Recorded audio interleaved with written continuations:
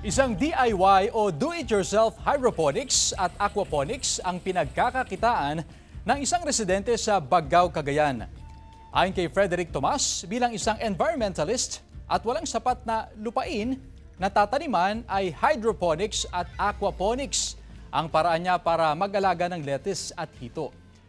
Madali lang daw ang magbenta dahil sa social media at nailalako niya ito sa mga kababayan sa lugar. Sigurado pa raw na natural at walang kemikal ang mga letsugas at ang alaga niyang hito.